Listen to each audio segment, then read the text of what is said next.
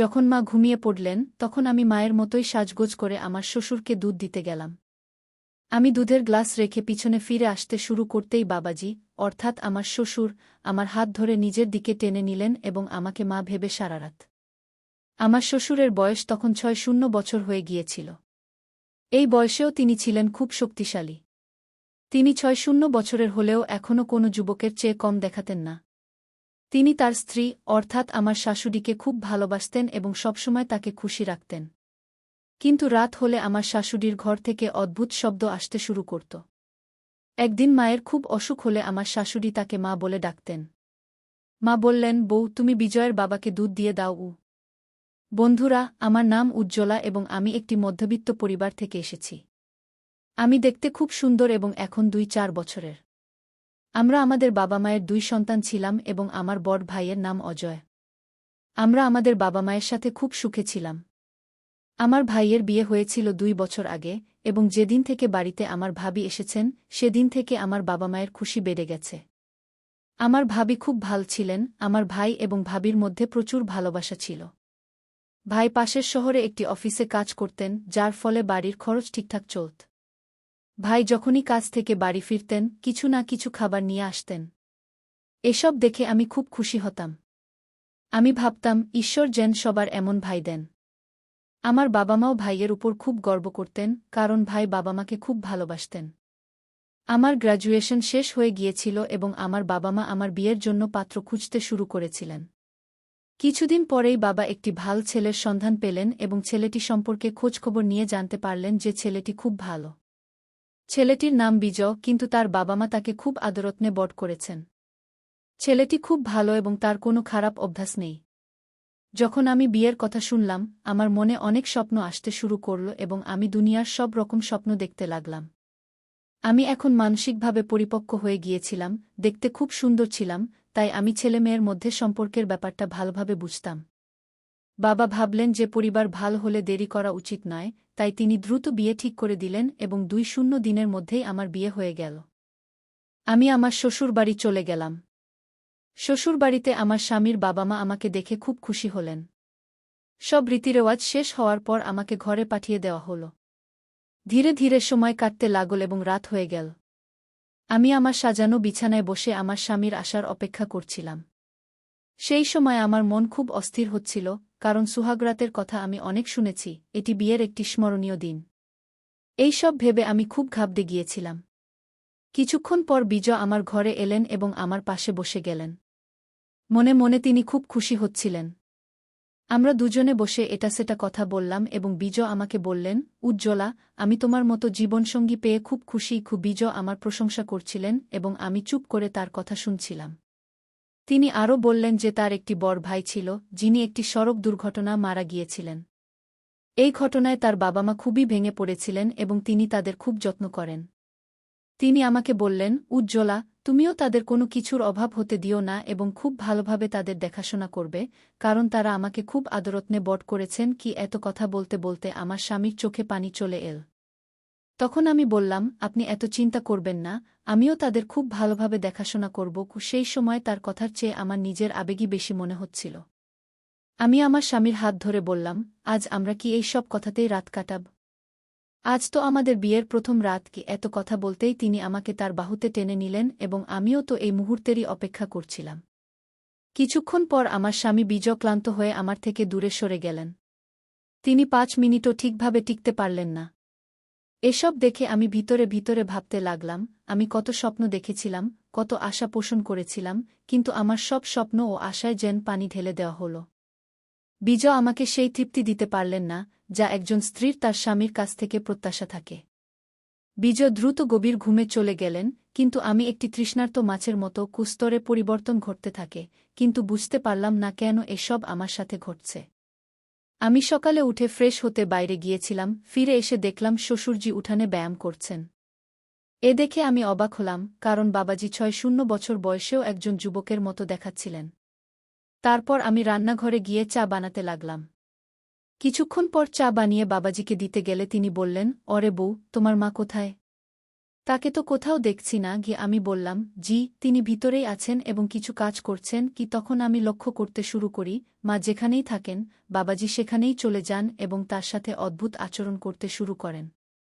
মা বলতেন, এখন তো লজ্জা করো, বাড়িতে নতুন বউ এসেছে। সে যদি এসব দেখে তাহলে কি ভাববে? বাবাজি বলতেন, কি ভাববে? প্রত্যেক স্বামী তার স্ত্রীর সাথে এসব করে। বিজয়ও রাতে এসব করে থাকবে কি? মায়ের এমন কথা শুনে আমার খুব লজ্জা হচ্ছিল এবং আমি ভাবতে শুরু করলাম, কাশ বিজয়ও এমন হতো। এমনি করে ১-৫ দিন কেটে গেল। তারপর এক রাতে যখন আমি বাথরুমে যাচ্ছিলাম, মায়ের রুম থেকে তার অদ্ভুত আওয়াজ শুনতে পেলাম।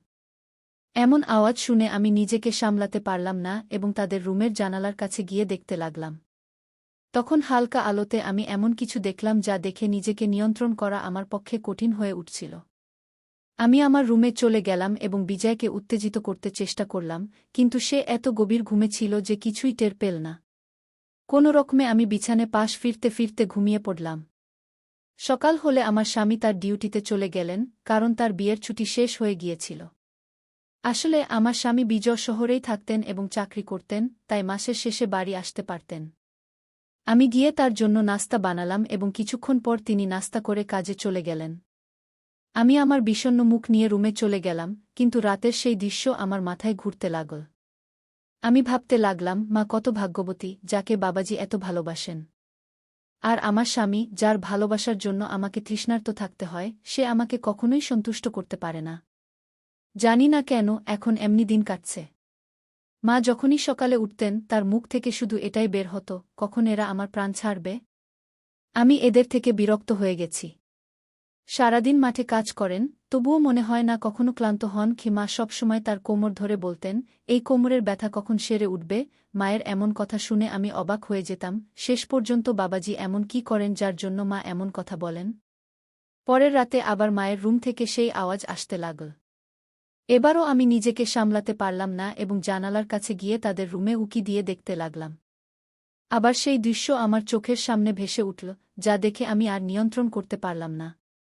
তারপর আমি পিছিয়ে এসে আমার রুমে ফিরে এলাম। রুমে এসে আমি ভাবতে লাগলাম, যদি বাবাজি এসব জানতে পারেন তাহলে তার খুব খারাপ লাগতে পারে।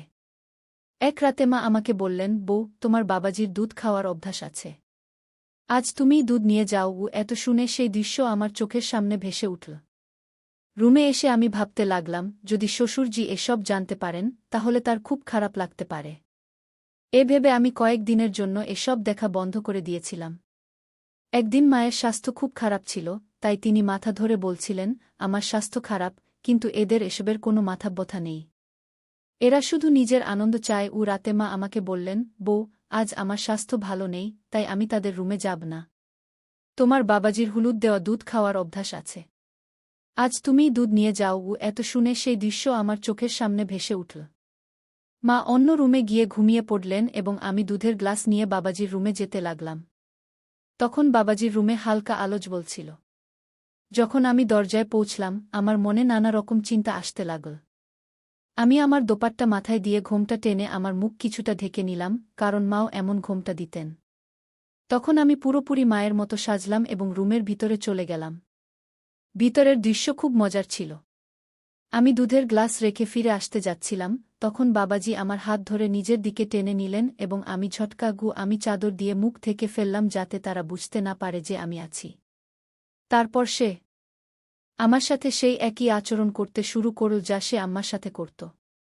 তখন আমি আর আমার আবেগ নিয়ন্ত্রণ করতে পারলাম না এবং সবকিছু ঘটতে শুরু করল। যখন সে ক্লান্ত হয়ে ঘুমিয়ে পড়ল, আমি উঠে আমার রুমে চলে এলাম। আজ আমি খুব খুশি ছিলাম এবং ভাবছিলাম যে কেন সকাল সকাল আম্মার অবস্থা এমন হয়, আজ আমি তা বুঝতে পেরেছি। আমি বিছানায় শুয়ে পড়লাম এবং কখন যে গভীর ঘুমের কোলে চলে গেলাম তা টেরই পেলাম না। সকালে যখন আমার চোখ খুল, আমি খুব ভালো বোধ করছিলাম। রাতের সেই খুশির কোনো চিহ্নই আমার মধ্যে ছিল না। আমি ফ্রেশ হতে গেলাম এবং কিছুক্ষণ পরে বাইরে এসে দেখলাম যে আম্মার আজ তীব্র জ্বর হয়েছে। আমি তার কপালে ভেজা কাপড় দিয়ে জিজ্ঞেস করতে লাগলাম, ঠিক তখনই বাবাজিও সেখানে চলে এলেন। তিনি জিজ্ঞেস করলেন, বউ, এখন তোমার আম্মার অবস্থা কেমন? আমি বললাম, হ্যাঁ, এখন কিছুটা ভালো, জ্বরও কমে গেছে কি। তখন আমি অনুভব করলাম যে শ্বশুরজি আমাকে গভীরভাবে দেখছেন। এর আগে তিনি কখনো এভাবে আমাকে দেখেননি। আমি ভাবতে শুরু করলাম যে হয়তো রাতের ঘটনা তিনি জানতে পেরেছেন যে আম্মার জায়গায় আমি ছিলাম। এসব ভেবে আমি একদম অস্থির এবং আতঙ্কিত হয়ে পড়লাম। আমার মনে হচ্ছিল যদি শ্বশুরজি এটা জানতে পারেন তাহলে আমার সম্পর্কে কি ভাববেন। যখন রাত হল, আম্মাজি আবার বললেন, বউ, যতদিন না আমার স্বাস্থ্য সম্পূর্ণভাবে ভালো হয় ততদিন আমি তোমার বাবার কাছে যাব না। না হলে আমার অবস্থা আরও খারাপ হবে। তাই তুমি ওকে দুধ দিয়ে দিও, না হলে সে আমাকে খুঁজতে খুঁজতে এখানে চলে আসবে। আমি আমার শ্বাসরুদ্ধ অবস্থায় এই কথা শুনে যেন সম্পূর্ণ খুশিতে ভরে গেলাম। আমি ভাবতে লাগলাম আজ আবার সেই মজা নেওয়া যায় কিনা। রাত গভীর হলে যখন আম্মা ঘুমিয়ে পড়লেন, আমি দুধ নিয়ে শ্বশুরজির রুমে চলে গেলাম। আমি দুধের গ্লাস রেখে পিছন ফিরতেই শ্বশুরজি আমার হাত ধরে ফেললেন এবং বললেন, কি হয়েছে বউ, এভাবে চলে যাচ্ছ কেন? শ্বশুরজির মুখ থেকে এমন কথা শুনে আমি একদম ঘাবড়ে গেলাম। আমার মনে হল এখন আমার সাথে কিছু অঘটন ঘটতে চলেছে। কিন্তু শ্বশুরজি বললেন, আমি জানি যে গত রাতেও তোমার আম্মার জায়গায় তুমিই ছিলে কি? তখন আমি শ্বশুরজিকে বললাম, হ্যাঁ, যদি আপনি জানতেন তাহলে আমাকে কিছু বললেন না কেন? শ্বশুরজি বললেন, বউ, আমি জানি যে বিজয়ের সাথে তুমি খুশি নও। তুমি এটা আমাকে না বললেও আমি তোমার কষ্ট ভালোভাবে বুঝতে পারি। তারপর তিনি বললেন, দেখো বউ, তুমি এসব নিয়ে একদম চিন্তা করো না। আর ভাবো, যদি তোমার অবস্থা এমনই থাকে তাহলে তুমি মা হবে কি করে? শ্বশুরজির এমন কথা শুনে আমি নিশ্চিন্ত হয়ে গেলাম, কিন্তু আমার মনে একটু ভয় ছিল যে যদি একথা বিজয় বা আম্মা জানতে পারেন তাহলে আমার কি হবে। তখন আমি সব চিন্তা দূরে সরিয়ে দিয়ে শ্বশুরজির সাথে আমার খুশি ভাগ করে নিতে লাগলাম। সেই রাতেও যখন শ্বশুরজি ঘুমিয়ে পড়লেন আমি আমার রুমে চলে এলাম। এখন এটা আমার সাথে প্রায় প্রতিদিনই হতে লাগল এবং আমিও বেশ খুশি থাকতে লাগলাম। বাবাজিও যেন প্রতিরাতেই আমার জন্য অপেক্ষা করতে থাকতেন। এভাবে অনেক দিন কেটে গেল। তারপর একদিন আমার স্বামী বিজয় বাড়ি ফিরে এল। সে দিন আমি খুব খুশি ছিলাম। রাত হলে সবাই খাবার খেয়ে নিজ নিজ রুমে ঘুমাতে চলে গেল। আমি এবং আমার স্বামীও আমাদের রুমে চলে গেলাম। সেই রাতে আমি অনুভব করলাম যে বিজয়ের পারফরম্যান্স আগের চেয়ে ভালো হয়েছে, কিন্তু তেমন বেশি নয়। তারপর সে গভীর ঘুমে চলে গেল। তাকে এভাবে ঘুমন্ত দেখে আমি ভেতরে ভেতরে জ্বলে উঠলাম। তারপর ভাবলাম শ্বশুরজির কাছে চলে যাই, কিন্তু বিজয়ের উপস্থিতির কারণে আমি কোনোভাবে নিজেকে সামলে নিয়ে ঘুমিয়ে পড়লাম। সকাল হলে বিজয় বলল, আমি 1 সপ্তাহের জন্য শহরে যাচ্ছি। এখন 1 সপ্তাহ পরেই ফিরব। এই কথা শুনে আমি খুব খুশি হলাম এবং আবার রাতের সেই দৃশ্যের কথা ভাবতে লাগলাম। সেদিন খুব কষ্ট করে রাত হল। যখন আম্মা ঘুমিয়ে পড়লেন আমি শ্বশুরজির রুমে চলে গেলাম। সেই রাতে আমি দেখলাম যে শ্বশুরজি অত্যন্ত অধীরভাবে আমার জন্য অপেক্ষা করছিলেন। আমার আসার পরই তিনি শুরু করলেন। সেই রাতেও আমি সম্পূর্ণ তৃপ্ত হলাম এবং খুব খুশি হলাম। এর 4 দিন পর যখন আমি ঘরের কাজে ব্যস্ত ছিলাম তখন হঠাৎ আমার স্বামী বিজয় বাড়ি ফিরে এল। তাকে দেখে আমি একদম ঘাবড়ে গেলাম এবং জিজ্ঞেস করলাম, কি হয়েছে? আপনি তো 1 সপ্তাহ পর ফিরবেন বলেছিলেন, তাহলে এত তাড়াতাড়ি ফিরে এলেন কেন? বিজয় বলল, উজ্জ্বলা, এখন আমি আমার ডিউটি বাড়ি থেকেই করব। কারণ এখন আর আমি তোমাকে কষ্ট দিতে চাই না। তার মুখ থেকে এমন কথা শুনে আমি হতবাক হয়ে গেলাম এবং এটা কিভাবে আজ এমন হল তা ভেবে আমি অবাক হচ্ছিলাম।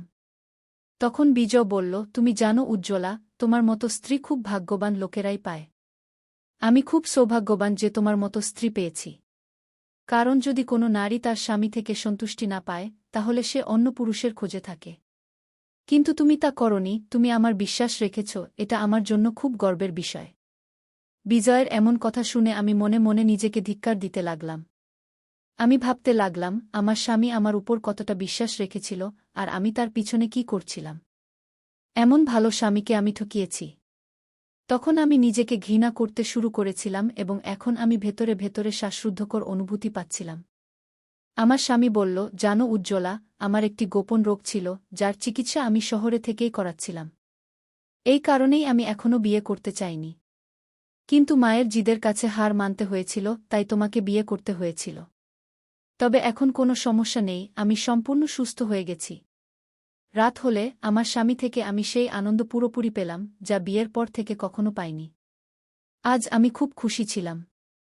পরের সকালে যখন শ্বশুরের দৃষ্টি আমার উপর পড়ল আমি তার দৃষ্টি এড়াতে লাগলাম এবং খুব লজ্জা পাচ্ছিলাম। তখন আমি বুঝতে পেরেছিলাম যে আমি ভুল করেছি, আমি ভুল পথে চলেছিলাম। কিন্তু এখন আমি আমার স্বামীকে আর ঠকাতে পারব না। সেদিনের পর থেকে আমি শ্বশুরের ঘরে যাওয়া বন্ধ করে দিলাম এবং আমার স্বামীর সাথে খুব খুশি থাকতে লাগলাম। শ্বশুর বুঝে গিয়েছিলেন যে এখন আমি অনুতাপের আগুনে জ্বলছি এবং কোথাও না কোথাও তিনিও তার ভুল বুঝতে পেরেছিলেন।